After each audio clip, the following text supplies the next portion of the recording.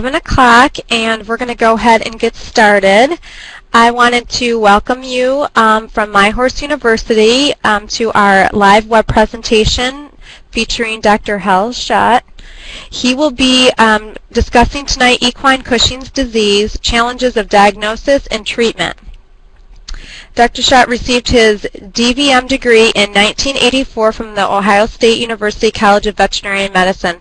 He started his career with 3 years in private equine practice in Southern California.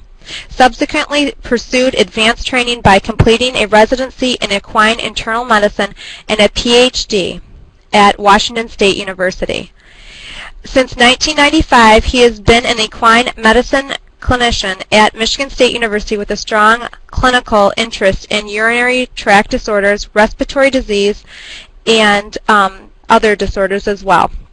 In addition, he continues to pursue a research interest of fluid and electrolyte balance in the endurance of horses. If you could please welcome Hal, Dr. Schott, tonight.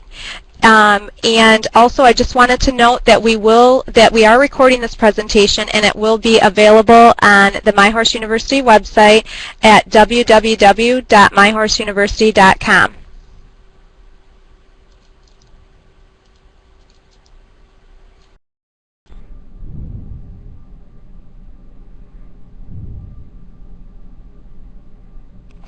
Well, welcome to all of you this evening. I look forward to spending some time here, and we'll talk about Cushing's disease. This is my first web presentation, so it's a little different than standing up in front of a group of people, but we'll see how it goes.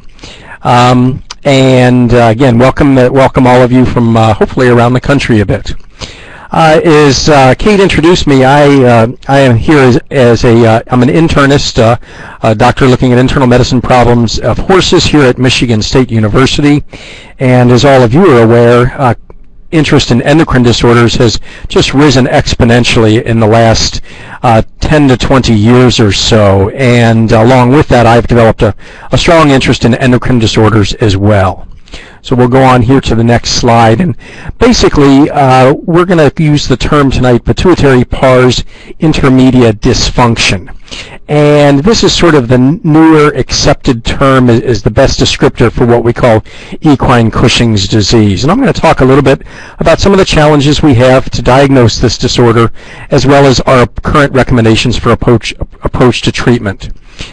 This picture here shows three horses, or as you can see, horses and ponies, basically showing that this condition can affect horses and ponies of all shapes and sizes. And you can see here the shaggy long hair coat, which is very characteristic of the disease, probably the most common cause, or a clinical sign, and we call that basically a pathognomonic clinical sign. In other words, there's really no other disorder of horses that causes that long shaggy hair coat that fails to shed. I'll acknowledge Han van der Kolk from Utrecht University in the Netherlands, who provided this image to me. And Dr. van der Kolk has spent a lot of his career looking at endocrine disorders of horses as well, and has done a lot of work with Cushing's disease. And during our presentation, I'll show you a little bit more of his previous work. So Cushing's disease, or pituitary pars intermedia dysfunction, as I've already mentioned, all breeds and types of horses or equids, because we can have horses and ponies, are affected with this condition. But it's fairly clear that Morgan horses, or the Morgan breed, and ponies tend to be overrepresented. And that is, it's more common in those types of horses. Some of the earlier studies suggested that mares might be a little bit more likely to get it, but more recent review of cases shows that there really is no sex that's more likely to be affected, whether it's mares or geldings or stallions.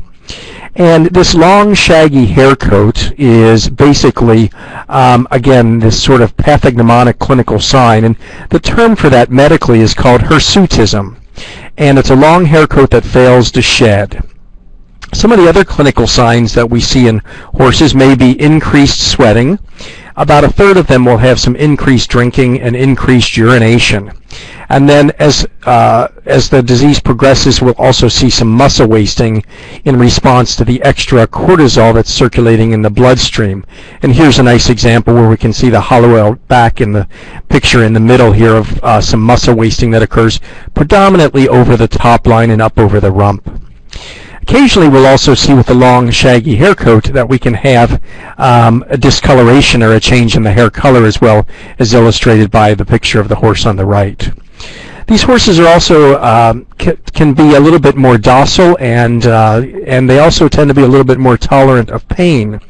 And one of the explanations for this is that if we look in the spinal fluid of affected horses, they may have 100 times higher level of a endogenous hormone or a brain hormone called beta-endorphin. And beta-endorphin is a hormone that tends to be released in situations where there's stress, and can again make a horse or a person more tolerant of stressful stimuli. It's the hormone that people talk about when long distance runners go out and get sort of a runner's high. The beta-endorphins increase. So that's one of the characteristics that can go along with these horses. The other clinical signs that we see is that they are more prone to chronic infections. And one of the more common infections is an infection of a tooth root. And if it's affecting one of the upper cheek teeth, as we have an example here, we have an upper tooth root infection. From the outside, doesn't look very abnormal, but the characteristic thing is this nasal discharge, often from one nostril, and it'll often have a fairly foul odor associated with a tooth root infection. And in that situation, these infections also are slower to respond to antibiotics. And this is the same horse that has a wound here on its lower lip, and we can see this ulcer that's formed there. And these wounds tend to heal more slowly. Some of the other clinical signs that might occur with Cushing's disease are persistent lactation, and we don't really clearly understand all the hormonal imbalances that are going along here, but we can see the udder here of a mare. In this situation, they can have persistent lactation. And despite the fact that they're older horses, they also tend to have some fertility problems as well.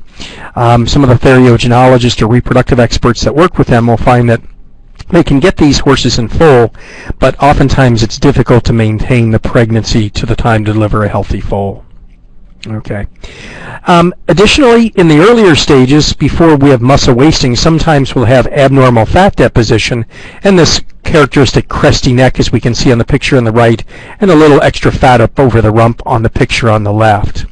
And in this situation, one of the concurrent problems that goes along is that these horses, some of them may be resistant to the effects of the hormone insulin and get a secondary, what we call a type 2 diabetes, or an increase in blood sugar that may occur in some of the patients. Now, this insulin resistance, many of you have heard of that syndrome by itself, and so insulin resistance syndrome can be a syndrome by itself in middle-aged to older horses where they do have abnormal fat deposition and are prone to foundering or getting laminitis, but that's a separate syndrome. It appears to be than this Cushing's disease. With Cushing's disease, one of the components can be additional insulin resistance, so we'll try to stay on this talk specifically with the Cushing's disease. Here's our big problem. We have the horses, we can tolerate the long shaggy hair coat. That usually doesn't cause us too much of a problem. But about half the horses affected by Cushing's disease tend to founder or get chronic laminitis. And so this painful condition, usually affecting the front feet, is what really is the most intensive management part of the program. Here we can see the feet of a pony on the left upper area was when we first evaluated the pony, and the feet don't look that bad, but actually at this point the pony was the most clinically lame. As we worked with this pony over the next 6 months, the foot progressively started to grow out and actually starts to look more atrocious over time, but actually over here on the right the pony was quite sound at this time and could be used for riding again. But with laminitis, it requires proper foot care and good attention to getting a good farrier involved in the program. Let's see our next slide here. So this is a summary slide of clinical signs that were seen in nearly 160 equids. So I have 159 equids in 6 case series. These were published in the literature, and then in a publication I wrote in 2002, we summarized these clinical signs. And again, at the top of the list is Chirsutism, or the long shaggy hair coat, then followed by muscle wasting, chronic laminitis, increased urination, sweating, and abnormal fat deposition. We have a range in which these signs were reported here in the right-hand column, and then in parentheses is sort of the average. and the average is probably the most important to look at because that's the summation over the 6 case series. And what we can again see is our big problem of chronic laminitis affects about 50% of these horses and ponies with Cushing's disease, and the laminitis is unfortunately often the reason that euthanasia is eventually performed. In many cases we can control the signs of laminitis, but it is a recurrent foot problem, recurrent lameness, and predisposes the horses to recurrent foot abscesses as well, and that causes them again a period of pain and is just difficult to deal with for both the owner as well as the horse over time. So, a couple of questions to start out with here. Equine Cushing's disease. A lot of people think it's really on the increase, okay? And unfortunately, at this point, we really don't know over the last 20 or 30 years, is Cushing's disease becoming more common, or is it simply that you as horse owners are demanding better care of your older animals, and other practices in equine medicine and surgery have improved our just management and care of older horses? Clearly, the production of the senior type feeds have made it quite a bit easier to manage the horses as they grow older and their teeth are no longer able to effectively chew hay. And as you can see on the bottom picture here, there's been a lot of advances in equine dentistry in the last 10 to 15 years to try to maintain the horses to have cheek teeth that can grind hay for a greater period of time. Just recently, in the month of June this year, at our internal medicine annual meeting, where we have about 2,000 veterinarians and many of the equine internists joined there. This meeting was out in Seattle, where there were some investigators from Queensland, Australia, that tried to look at how common equine Cushing's disease is. And they had 2 studies here, and in the first study, they asked owners of horses, and these were sort of pony club equivalent horses in the Queensland, Australia area. And they sent out a questionnaire to these, and they basically asked, how often do you see hair coat changes, and how often do you see laminitis? And they specifically selected horses over 15 years of age. And they found in this study that hair coat changes affected about 20%, or 185 out of 963 horses to which we had they had survey responses. And about 5% of the horses suffered from chronic laminitis. And that fits with other estimates of Cushing's disease affecting somewhere between 15 and 30% of horses, probably more realistically over 20 years of age. In the second part of the study, they looked at the prevalence of this equine Cushing syndrome based on some elevated hormones which would support the disease. And they looked at a subgroup of that, about 339 horses, or about 30 of those horses.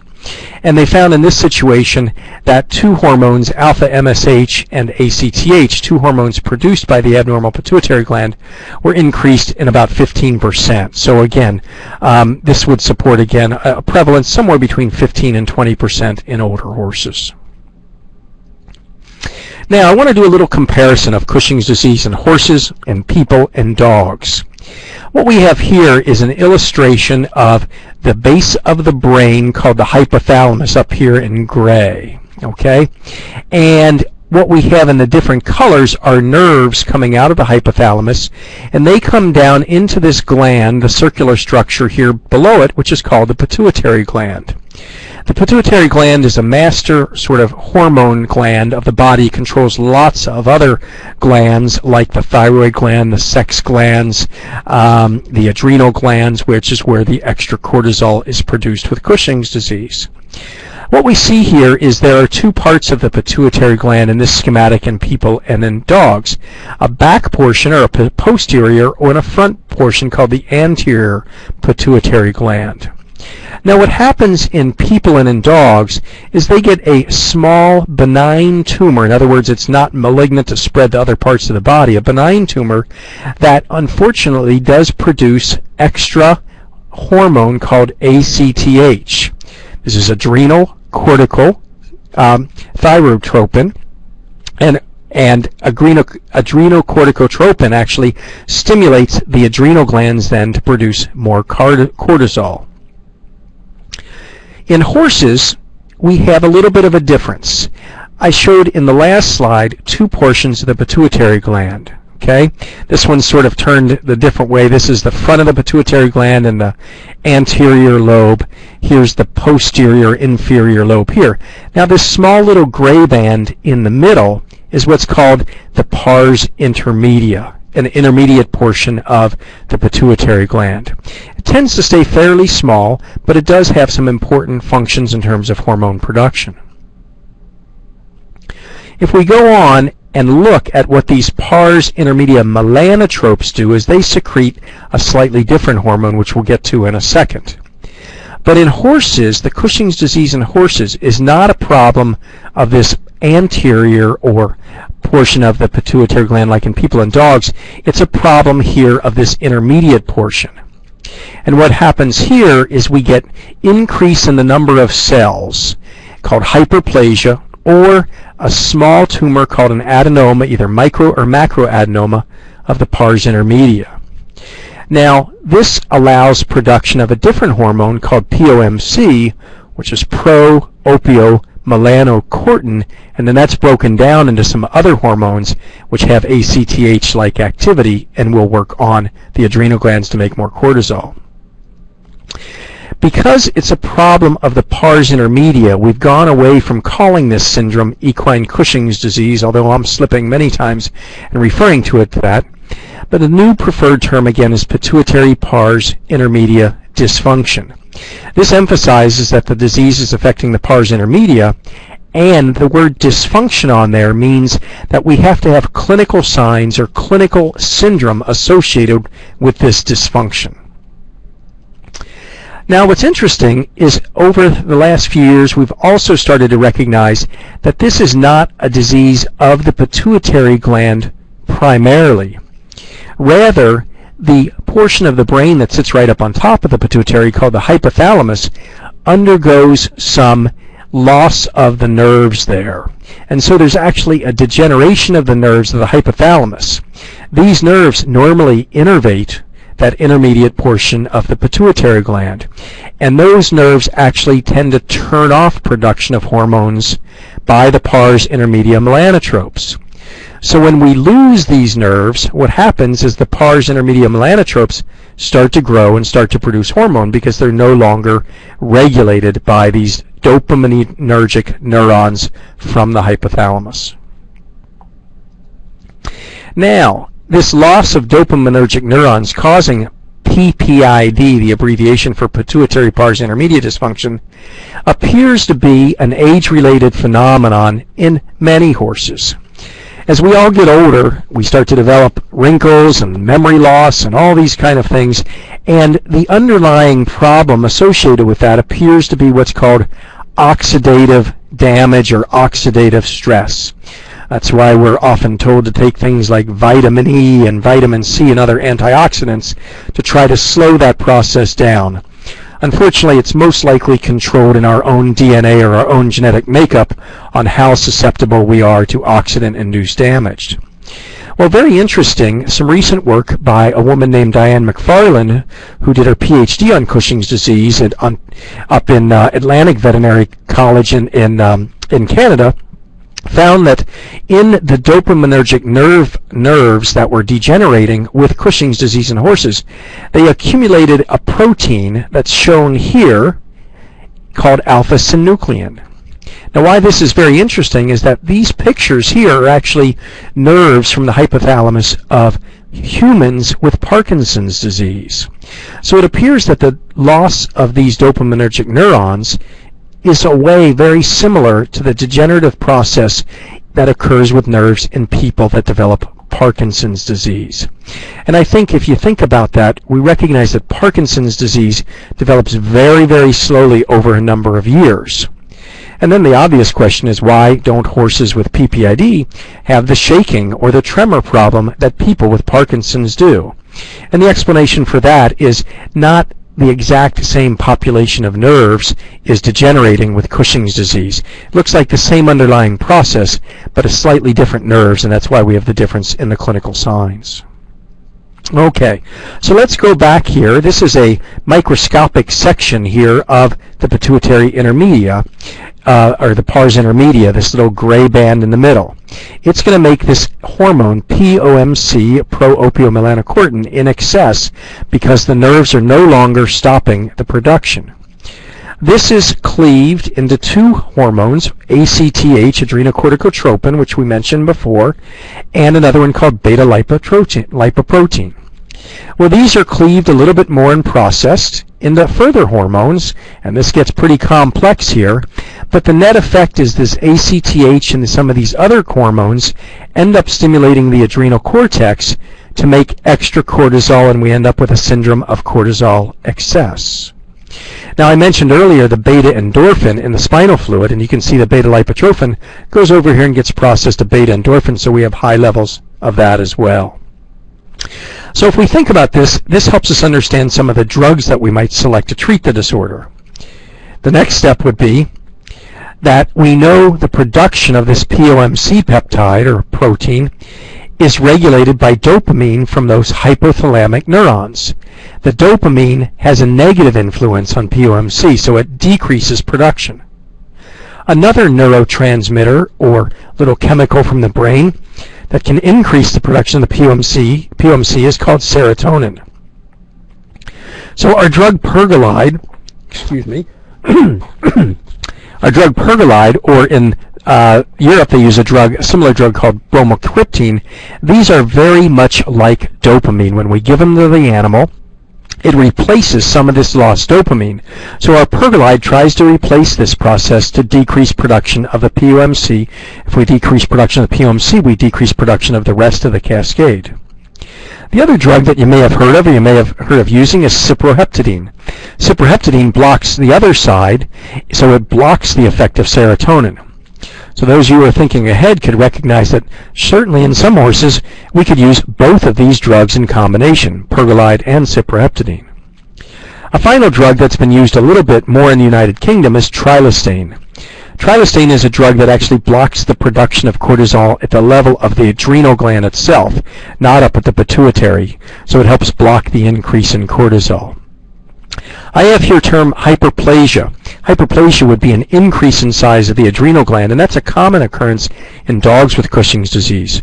However, it looks like about less than 20% of horses have actually an increase in the adrenal cortex, which to me makes the idea of treating with trilostane a little less likely to be effective in horses as compared to trying to treat the pituitary component of it.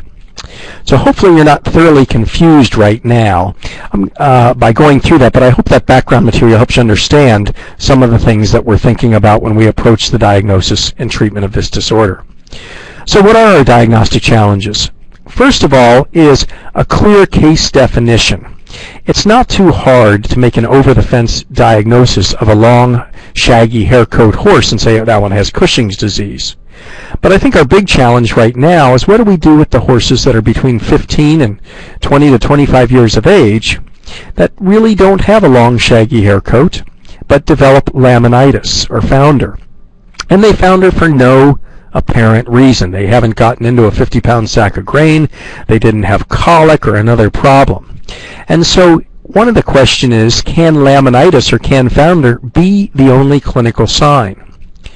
Mark Donaldson was one of the field service veterinarians at New Bolton Center at University of Pennsylvania's veterinary clinic. That's where Barbara was. And he looked at that in his field practice horses, and he found that there was elevated hormone concentrations of some of the horses he saw in the fall that had only laminitis. And that was published back in 2004. So yes, laminitis might be the only clinical sign.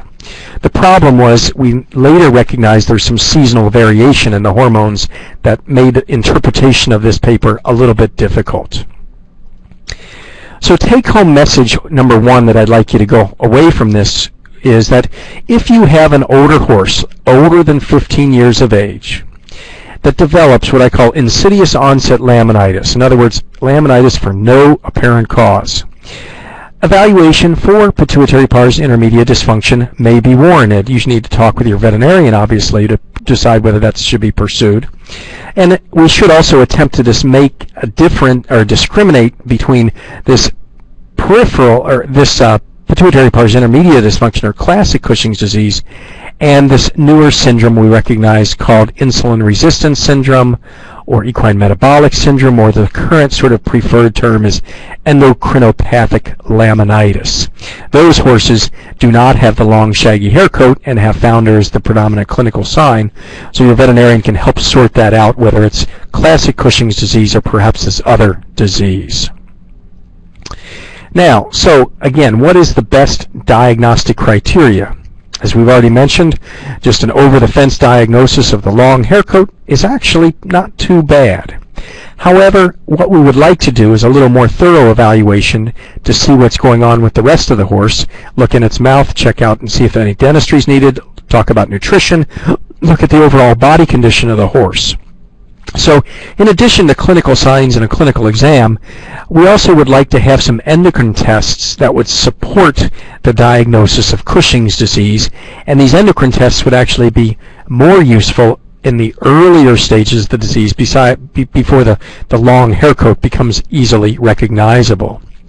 Some of the challenges that we have with these endocrine tests is we'd like to have a test that has repeatable results, and we'd like to have a test that we could come out to your farm any time of the day or night, pull one sample of blood, and get a sample and measure a hormone and get the diagnosis. Unfortunately, that's problematic, and we don't have a test like that at this time. Here's a list of diagnostic tests that can be used to diagnose PPID. And we always tell the students that when we have a list with 9 or 10 things on it, it means none of them are all that great. If there was a single test that was very reliable, that's all we would use. At the top of the list, we have 3 of these in this color here that are probably the most accepted. Again, the clinical sign of Chirsutism or long hair coat is the classic clinical sign and pretty supportive of the condition. Unfortunately, it appears to be a little bit of a later stage sign. The 2 hormone tests that have probably been used the most are looking at the plasma or the blood ACTH concentration. Again, that's one of the cleavage products of the POMC, and that can be elevated in horses with Cushing's disease. And the other test that you probably have heard of is the overnight dexamethasone suppression test. And those are the 2 I'm going to concentrate on here. I'm not going to really go into the rest of these because of time this evening. So, plasma ACTH concentration. The nice thing about this is we can go out and just take a blood sample. And the original publication on this was back in 1996 by Laurent Coutel at Purdue University.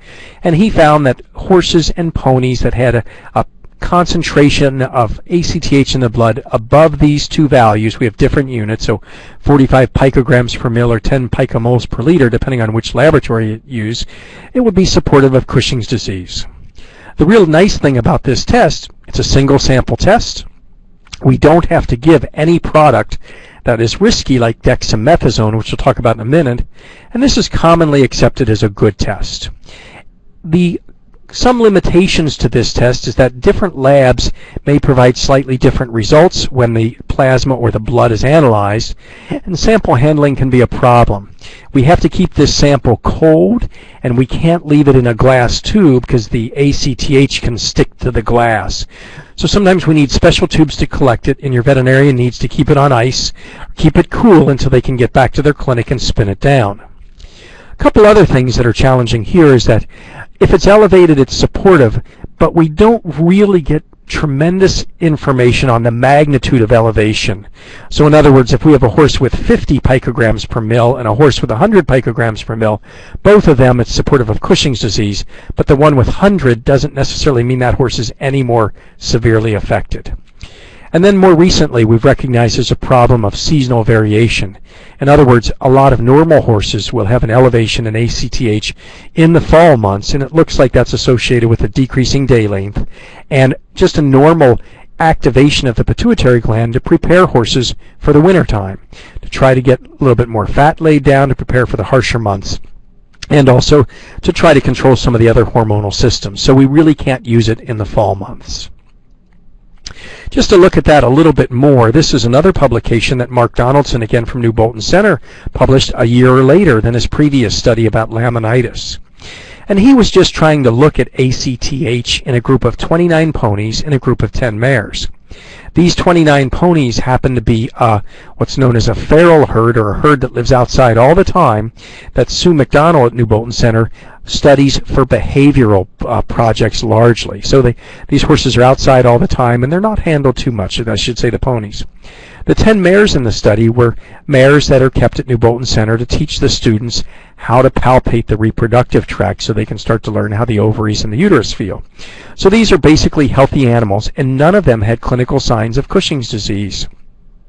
So he first took blood in January of 2003, and then again in May of 2003, and then September of both 2002 and 2003. I need to back up and say that actually the initial blood was collected in September of 2002. And a surprise to him was that many of the horses had an elevated ACTH in September. Here's the cutoff value, this line going across. So everything above there would be considered to have Cushing's disease, but they didn't have any clinical signs. So that was fairly perplexing in September of 2002. He came back in 2003 in January and May and found that they all looked normal, repeated it to make sure it wasn't a fluke in 2003, and again found the majority of them had elevated concentrations. He also did this overnight dexamethasone suppression test and found that actually only 29 of 39 had normal dexamethasone suppression test results in September. That says the remainder here, so 29 had normal, or 10 had abnormal test results in this time of year. So it looks like the season will also affect the DST results. So what is the overnight dexamethasone suppression test? Well, the overnight dexamethasone suppression test was developed by a group of investigators at the University of California, Davis in the late 80s and early 90s. And Noelle Dibdahl was a veterinary pathologist that did her PhD on Cushing's disease and published this in 1994. And what this graph shows is the cortisol concentration in the blood on the y-axis, or the vertical axis, and time on the x-axis. When we give a dose of dexamethasone, that's a cortisol-like synthetic hormone. And so that cortisol-like synthetic hormone should tell the horse that it doesn't need to secrete any more ACTH and cortisol from the adrenal gland. So it suppresses the natural or endogenous cortisol. And it tends to have that effect for about 24 hours. The lower line here, starting at about 4, and the dexamethasone is given right here, about 20 milligrams to a 1,100-pound horse or 500-kilogram horse, and then blood is collected again about 15 and 19 hours later. In normal horses, all 18 of 18 normal horses had the value of cortisol below 1 microgram per DL at 15 and 19 hours. So what happens in the Cushing's disease horses, or the PPID horses, is that their hypothalamic pituitary axis, the brain and the pituitary gland, do not respond appropriately to the dexamethasone. So here, after 15 hours, only 2 of the 43 horses had a value below 1. And at 19 hours, none of the 43 horses with Cushing's disease had suppression. So they fail the suppression test and maintain a high cortisol level in their blood after the dexamethasone. The advantage of this test is it's really what we call a dynamic test. We stimulate the system, and failure to respond supports the disease. An appropriate response over here says the disease, at least clinically important disease, is not yet present. Okay. We've simplified this for many veterinarians because trying to get to the farm 3 times an afternoon before, usually around 5 o'clock in the afternoon, and then twice the next morning, we often just collect 1 follow-up blood sample at 17 hours after the dexamethasone. Now, for many years, dexamethasone suppression testing was considered the gold standard test for this disease. The real advantages, again, is it's probably more accepted by most veterinarians and researchers. Another real advantage for your veterinarian is that the blood samples are very stable. It doesn't require any fancy sample handling, and many commercial labs will measure the cortisol, and it's fairly repeatable between labs. So it's a little bit easier in terms of sample handling. The disadvantage is there's multiple client visits. Again, we can modify the test to the 1 follow-up sample. And there's a concern that the dexamethasone dose can exacerbate the founder, or the laminitis. This is a potential problem, but it is relatively rare. So I tell people it's less than a 5% risk that we're going to exacerbate the laminitis. We used to think the results of this were highly repeatable, but there's been a little bit of work that questions that, and also it probably misses the earliest stages of the disease. The dexamethasone is a very potent stimulus of this of suppression, and so when there's early disease going on, the gland normally still can be suppressed, and we see a decrease in the cortisol. So unfortunately, it's not helping us out to detect the earlier stages of disease where laminitis might be the only clinical sign. We just finished a project earlier this spring here at Michigan State University in which we looked a little bit more about whether or not the overnight dexamethasone suppression test can be affected by season. The work by Mark Donaldson suggested that there was some problem in September, but it would appear to be more reliable in September than just did ACTH concentration. So we looked for some aged horses in the central Michigan area, and we got about 5 farms to participate in our study. And what we looked at was 18 aged horses. We wanted to look at them nearly 20 years of age, and our range of age was 19 to 40 years, with an average age of about 24 years old. We had a split 10 males. We had 8 geldings, 2 stallions, and 8 mares out of these 18 horses. And we preferentially selected Morgan horses because they tend to be overrepresented. So we had 8 Morgan horses and 10 of other breeds that you can see in parentheses. Again, let me emphasize, we're doing the test in horses that didn't have any clinical signs of the disease. So this was old horses without clinical signs of PPID. They were deemed healthy on the basis of initial physical exam. We estimated their weight. We did not attempt to evaluate diet during this test. But what we did is we went out and performed the dexamethasone suppression tests monthly for 1 year. And here's an example. This is one of the horses who is a 25-year-old thoroughbred that actually happens to live in my backyard. And what we can see is we started testing in November of 05 on him. And if we look in May 06, he's a little bit of an older horse, a little bit decreased body muscle through the top line, but he shed out very nicely. And by November 06, so he certainly doesn't have hirsutism. He's never found it. He has no other clinical signs. My wife and my daughter were helping me out there. So we had, again, a group of older horses without clinical signs of Cushing's disease. And we're going to look at the test results as either NS, non-supportive of Cushing's disease, or a normal suppression. Or results that I'll abbreviate as S would be supportive of the disease. We started testing horses between the months of November of 2005 and April 2006. And at the start, we were lucky in that all 18 horses had initial results that said they did not have Cushing's disease. We were also quite fortunate that all 18 horses completed the study year with no reported medical problems. So all these old-timers did well for the year. Interestingly, one horse in the study year had to be body clipped in April and again in July. So we did start to see evidence of some hirsutism, but all the test results, all 12 months, were non-supportive of Cushing's disease in that horse. So there's always individuals that seem to be exceptions, and that's one here. One of the things I really want to emphasize that this study highlighted for me is that when we did 18 horses in 12 tests, 12 months, that was 216 of these dexamethasone suppression tests. We had no exacerbation of laminitis or no induction or cause of founder by any of these doses of dexamethasone. So to me, I was more comfortable that this test is relatively safe. There was one horse that was reported to be sore-footed prior to testing in August, but it was no worse after testing. Now clearly these horses did not have laminitis prior to this, so horses with chronic laminitis we still might have reservations about giving the dexamethasone to. But here in these 216 tests we had no induction of laminitis. Now this bar graph shows on the y-axis percentage of horses that had either supportive or non-supportive test results. In the pink bars would be normal or non-supportive test results. In the blue bars are the percentage of horses that had abnormal test results. And what we can see is this nice peak in August, starting in about July through October, where we had a lot of test results that suggested Cushing's disease in horses, again, that didn't have clinical signs.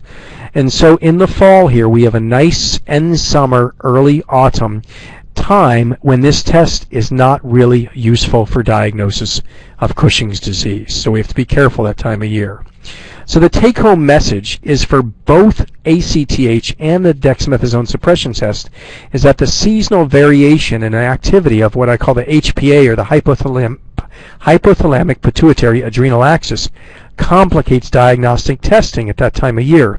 So it's sort of difficult to test at that time of year. However, during this time of year, if you have a normal result or normal suppression or normal ACTH, then that is good news. It suggests that the horse doesn't have the disease. But a positive test result, failure to suppress, or a high ACTH, can be misleading at that time of year. So in general, we don't pursue a lot of endocrine testing from mid-July to mid-November for horses or equids in the northern hemisphere, and we rely primarily on clinical signs at this time of year. You can go ahead and test, and again, a non-supportive test would say it's probably unlikely the horse has Cushing's disease, but the positive test is difficult to interpret at this time. Okay, so that gets us back to diagnosis and what really constitutes a gold standard because of this problems in our hormonal measurements. If we go back to our term, pituitary pars intermedia dysfunction to me equates that we should have some clinical signs. Laminitis we're dealing with, or we have Chirsutism. So I like to see the presence of both clinical signs and supportive endocrine test results. Other investigators say, well, the gold standard is pathology evidence of disease, looking at the pituitary gland under the microscope and saying, aha, there's disease. Unfortunately, that doesn't help us out because we can't really do that diagnostic test in our live horses. And also, complicating looking at the pathology of the disease is some of the work, again, of Han van der Kolk at Utrecht. I mentioned his name again at the very beginning. So again, to emphasize, we want to have clinical signs. I'm going to show you again, this is work that Han van der Kolk did, and what he looked at was the pituitary glands of 100 normal horses. And these were varying in age, and they were in both sexes. And what he found is he basically, these horses had to be put to sleep for other reasons besides Cushing's disease, so they didn't have any signs of Cushing's disease. And at the autopsy, they looked at the pituitary gland, and they found that it ranged in size from 2.3 to 4.8 grams. That's relatively small. It's about the size of the end of your thumb. And it was largest in late gestation mares. So with the hormonal activity of pregnancy, the gland got bigger.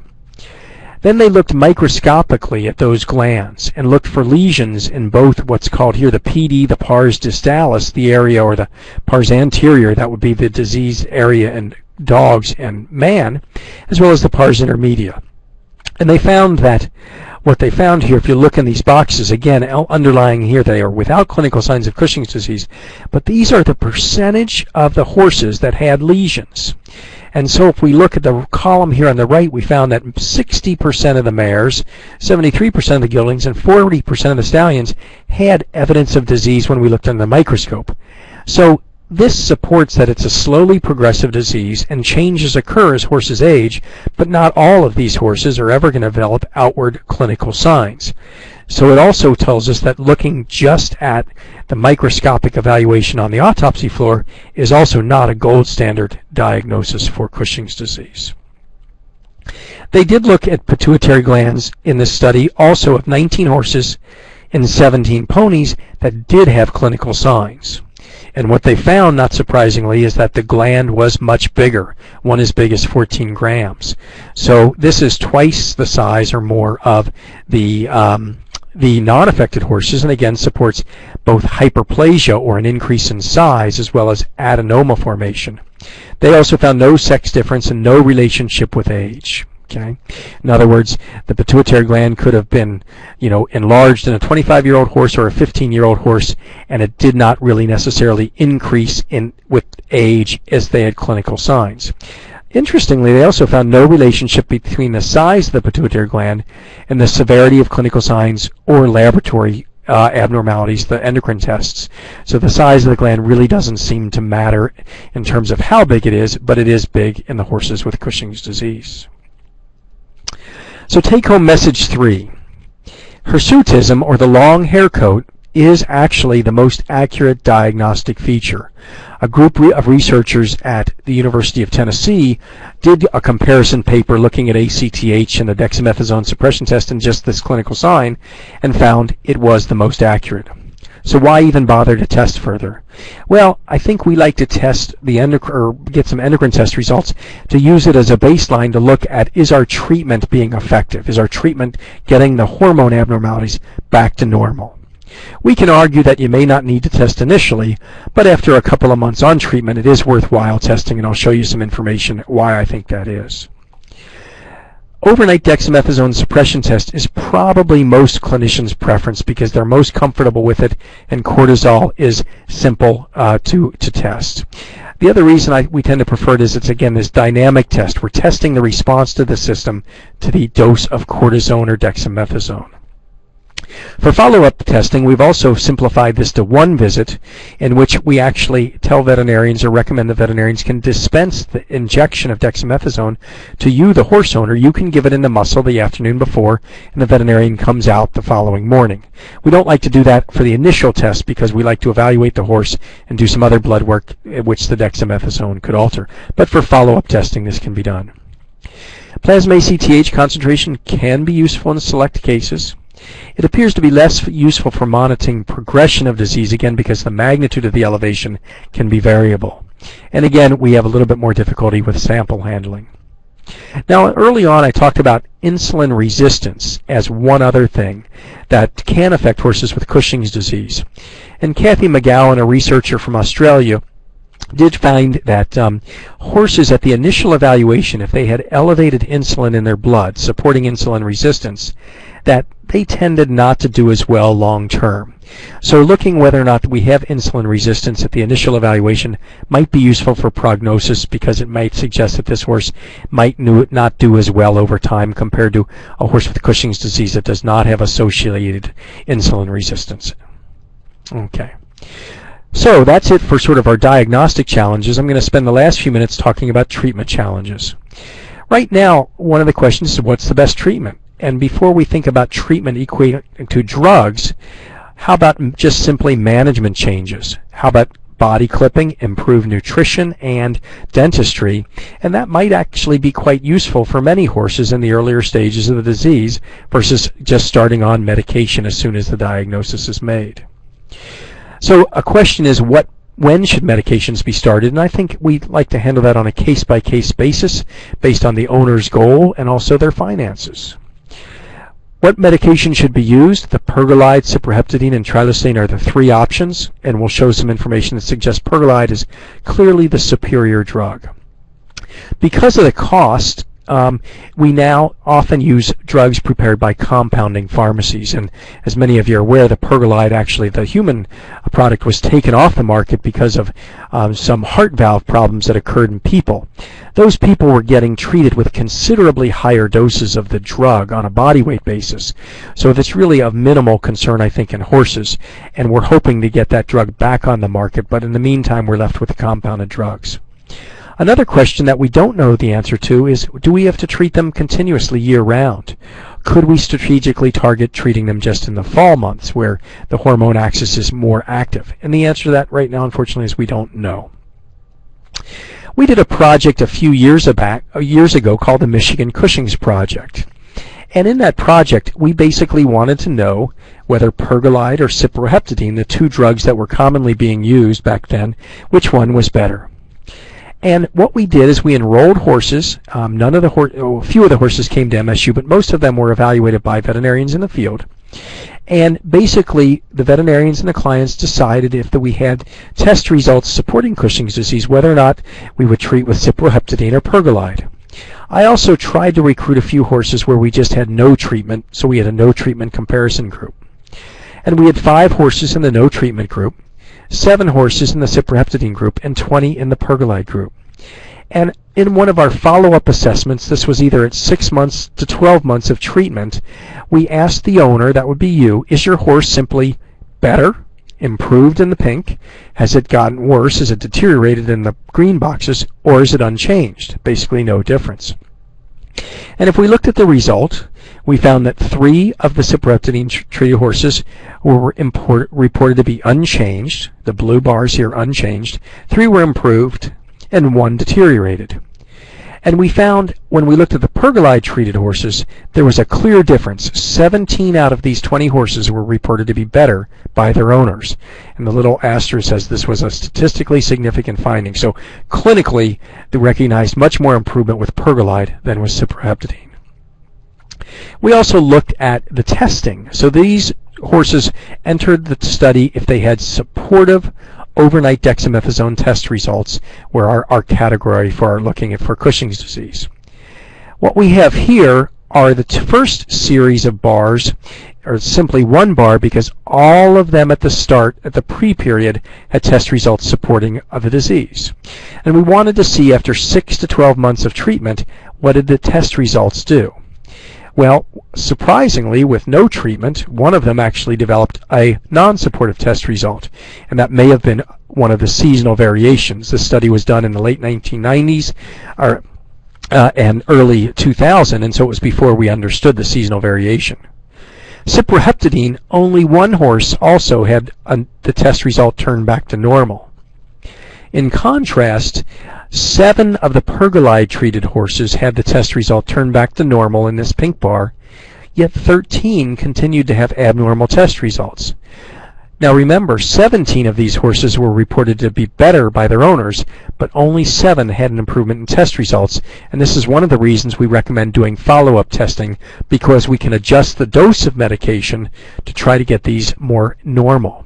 This was a single-dose study. They only received 1 milligram of pergolide per day to the average 1,000-pound horse. We did not increase the dosage during this portion of the study. If we looked at the other hormone, ACTH, which we did measure, we could see the pergolide-treated horses were the only group that had a decrease in the ACTH. The line here going across at 10 is the normal range, so they still were a bit elevated, but it's the only group where we had improvement in ACTH. Okay? Blood glucose or blood sugar concentration can sometimes be elevated in Cushing's disease as well, and we can see again with the pergolide treatment here on the right, pergolide was the only one that had a decrease in the blood sugar concentration. So these findings clearly support pergolide did better than cipreptidine. In summary, this project showed us that both owner assessment of improvement, or the improvement in clinical signs, might be due in part simply to improvements in overall health care. When the diagnosis is initially made, usually there's some discussions with your veterinarian about improving nutrition. Some dentistry is often performed, so some of the improvement may be related to that. And that improvement alone may not be a reliable indicator of response to medical treatment of the PPID. In other words, the endocrine test results may still remain abnormal. The results clearly supported that pergolide is more effective than cipreptidine. At the time we were doing this study, a group at Cornell, as well as a group, again, Mark Donaldson, was looking at this at New Bolton Center. And he looked at ACTH concentration in his horses, and he looked again before and after treatment. Very coincidentally, he also had 20 horses treated with pergolide and 7 horses treated with cipreptidine. So we're going to look here at the second column, the ACTH, and he had an elevation in ACTH in his 20 horses and found a significant decrease in the pergolide post-treatment here. In terms of, he also measured insulin, and there was no significant change in insulin. And the blood sugar over on the right-hand column also tended to decrease with the pergolide treatment. In contrast, with cipreptidine treatment, the bottom 2 rows, there was no decrease in ACTH really, and there was no significant really improvement in blood glucose or change there. The insulin did go down, but there was a wide range here, as you can see in the parentheses below. But this study also showed that pergolide was a better treatment than cipreptidine. The final study out of Cornell had less numbers of horses, but also showed pergolide was better. So what is pergolide? Pergolide is a dopamine receptor agonist. That means it acts like dopamine on these receptors in the hypothalamus and tries to stimulate those nerves to try to control that production of POMC by the abnormal pars intermedia of the pituitary glands. So it decreases that. The advantages of this drug, again, best treatment response in 3 independent studies. and it's a simple once daily medication. Disadvantages of this drug: there's no approved product on the market for horses. The Permax, the human product, is now off the market. So we're all using it as off-label, and we're using these compounded products to try to decrease the cost. We're somewhere between $0.50 and $1 a day through the compounded pharmacies for 1 milligram of Pergolide. Adverse effects occur, but they're relatively uncommon. The biggest problem we see is that when we first put horses on it, sometimes they'll be off feed for a little bit. About 10% of horses might back off on their diet. If that occurs, we simply stop the medication for 3 or 4 days and start back at half the dose for a week or two, and then bump it up. Again, there's no evidence that there's any heart valve problems in horses, as has been described in people. Again, the dose tends to be lower in horses on a body weight basis. Early on, people thought that maybe this could exacerbate the founder laminitis. Again, there's no evidence of that. How about our cyproheptadine? Well, our cyproheptadine is the other serotonin antagonist, so it has a different way that it might decrease the POMC production. About 10 or 15 years ago, the advantages were it was a lot less expensive than Pergolide, so we often selected that first, and the Pergolide was more expensive. Another advantage now currently is the price of cyproheptadine, unfortunately, has gone up. It could be synergistic with Pergolide. Again, the disadvantages of it, in those 3 case series, it didn't have much efficacy. Just like Pergolide, there's no approved product, and we don't have any sort of pharmacological data on either of these drugs. In other words, the blood concentrations. Price is increasing, so if it's used, the compounded products are used. And if we have higher doses of it, it's a little bit of a sedative. It's an antihistamine type drug as well, and so it might have a little sedation, drowsiness effect, but usually not at the dose we're doing for Cushing's disease. Okay. Trilostane is the other drug that, again, we can't use commonly here in the U.S. We have to get a special use permit to use it. The idea behind it is it, again, works at the level of the adrenal cortex where the extra cortisol is being produced. In theory, it could be used with Pergolide, but it probably should not be your first line of treatment. It's quite expensive as well. It's even more expensive than Pergolide or cyproheptadine. Okay, there is some work that Kathy McGowan has done with this, but the efficacy data in those publications is not very convincing in my opinion. So we don't recommend this drug, certainly as a first-line treatment. Okay, now how about all the other stuff? How about herbal products? How about homeopathic products? There was one that used to be used called Hormonize, and that product is now called Evitex, and it's a mixture of several herbs. And predominantly in there it's a Vitis agnus castus extract or chasteberry extract. Actually, that's the predominant thing in this. Well, there was a group in the United Kingdom headed up by a veterinarian. This is an advertisement, and they enrolled 120 horses and ponies between 2001 and March of 2004. These horses had both clinical signs and they had an elevated ACTH concentration, and they were treated for a year. On their website that you can go to, they have a preliminary report published in December of 2004, and as I have recently checked, they've not updated this. They had 25 horses were to complete the study, and they said 22 had improved hair shedding, and they had fewer bouts of laminitis. But unfortunately, there was no change in any of the hormone concentrations that they measured. Mark Donaldson and Jill Beach at University of Pennsylvania's New Bolton Center did another study that they presented in 2002. They used the product when it was called Hormonize, and they had 14 horses treated for 2 to 6 months, and during that study 13 out of the 14 deteriorated.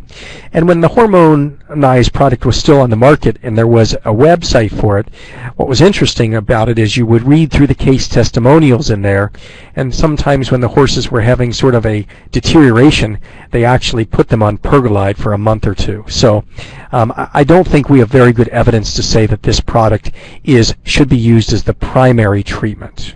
Okay, lots of other things have been used over the years. Mechanisms of action largely unknown, and a lot of data is not really available. In addition, you may want to have feed supplements, things like chromium for the laminitis and other things. Again, we have very limited data on those types of products. So our recommendation is to spend your money on Pergolide first before pursuing these other undocumented treatments.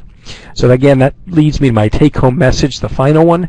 Clients, I recommend you should spend your resources on improving management, get the nutrition under control, maybe start to feed one of those senior diets, get a good equine dentist out there, and perhaps use some body clipping. And if you're going to choose a medication, we recommend starting with Pergolide before any of the other undocumented treatments are pursued. If you want to use the other treatments, that's fine, as long as you've done this top 3 lines first, because as far as we can tell right now, we may just be wasting money with these undocumented treatments.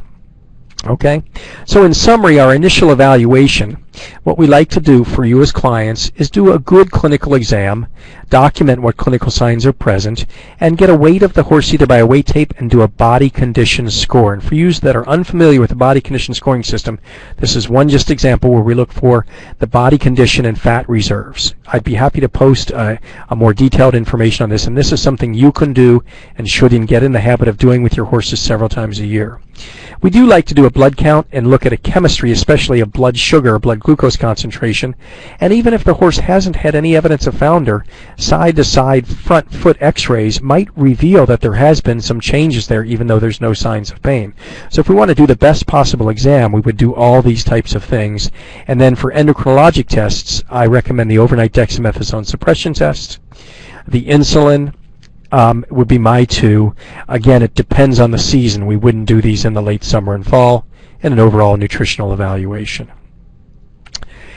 Treatment approach, I think we need to make this individualized for each horse and client. Many of the horses could do well if they don't have any laminitis with management alone, body clipping for 2 or 3 years before medication is pursued. Certainly we could suggest that if we, in the first instance of signs of the disease, if we started them on Pergolide on day 1, maybe it would slow the progression and make the horse do better for the next 8 to 10 years. So you can make an argument for starting on medication right away or delaying it, depending on the severity of clinical signs, and also depending on your financial resources. I like a twice-annual reassessment if things are going well, December and May, which are months where we could test. Clinical exam measuring the blood sugar, glucose, and endocrine testing. If we're having abnormal endocrine test results, we would up the medication dosage, usually by a 0.5 milligram to 1 milligram a day of Pergolide, and then retest in 30 to 60 days. And I think we're nearing the end here, and some of the persisting questions, again, when should treatment be started? I think right now we only can base that on our opinions, and again, I'd like to tailor it to an individual horse. I'd like to know if treatment could be intermittent. Could we treat them just for 3 to 6 months in the fall? That's a study we tried to get started a few years ago here at Michigan State, and the problem with that is we're going to have to treat a number of horses for probably more than 5 years before we can answer that question, so a very difficult study to complete. Should we use single, just Pergolide, or combination drug treatment? Clinically, when I get horses that don't respond when the dosage of Pergolide has been increased to 3 milligrams per day, at that time I usually do add cyproheptadine to the drug treatment plan and do it as a double-pronged approach, but stick with Pergolide initially. How about prognosis? How can we tell you how your horse is going to do?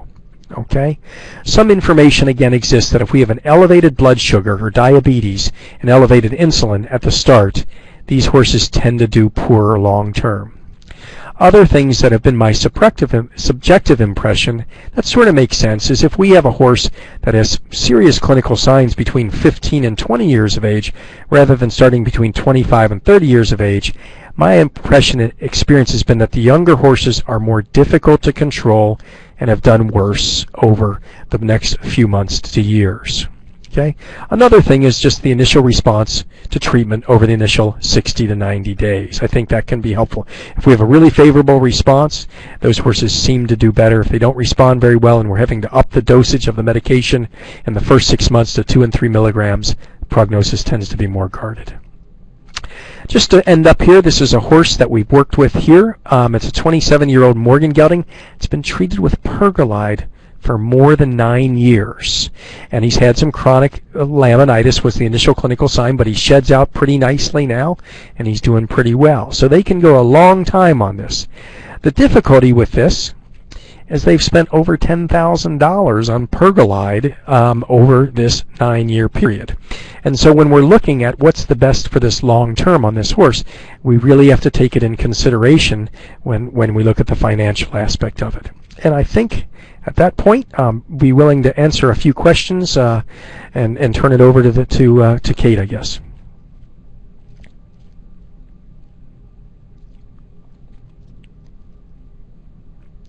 Okay, I'm seeing some questions come in. Are there feeding strategies to prevent or delay Cushing's? Not any that are well documented that actually can reverse it. Just general increase or nutritional programs for older horses where we can have they have difficulty in chewing and digesting hay and masticating it or chewing it very well. So looking at the more senior products. All the other feed supplements that are out there, there is potential that they may be of some benefit, but none of them are validated or documented. Okay. Is it possible that a horse has all the clinical signs, shaggy coat, laminitis, abnormal fat, but a normal ACTH and a normal dexamethasone suppression test results? It's always possible. There are exceptions to all those rules. In that situation, I would recommend just body clipping the horse unless the laminitis is fairly serious. In that situation, we often try Pergolide for 3 months or so to see if it helps get the laminitis under control. Okay? Is this okay? Kate, just double checking that it's okay that I answer these questions verbally rather than typing. Okay.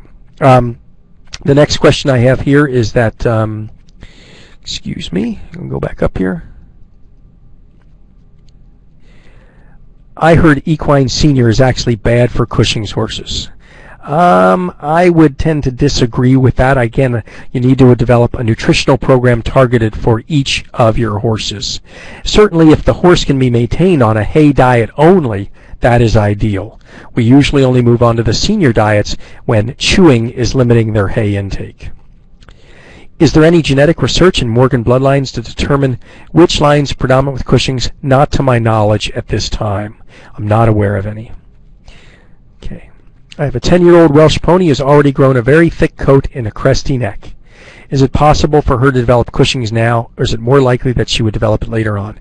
Well, the earliest documented horses and ponies with Cushing's are about 7 years of age. Okay? The first thing that I would recommend in a situation like that is to try to get some weight off of the horse and keep it a little bit more on the lean and mean side, a body condition score of 4.5 to 5.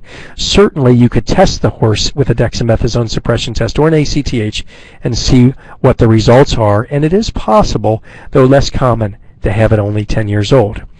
I always have to ask with ponies, are we sure it's just 10 years old? You know, if it's a Welsh pony with papers, then you can believe it, but it's awful difficult sometimes to know if they're truly 10 or 15 years old just by looking at their teeth. Would a Cushing's horse always be hypothyroid? No, and that's been fairly clearly shown by work done at the University of Tennessee. Hypothyroidism appears to be extremely rare in horses. When we test the thyroid gland with a dynamic test and stimulate it, it shows good output of thyroid hormones. Cushing's horses sometimes are confused as hypothyroid, but again, it is extremely rare and undocumented that they have hypothyroidism. The so-called metabolic syndrome or insulin-resistant syndrome horses may commonly have low resting thyroid hormone concentrations. But Nicholas Frank at the University of Tennessee has done some extensive work there and shows that they are not hypothyroid, although thyroid supplementation can be used to help with weight loss. So we can actually use thyroid hormone supplementation as a diet pill for horses.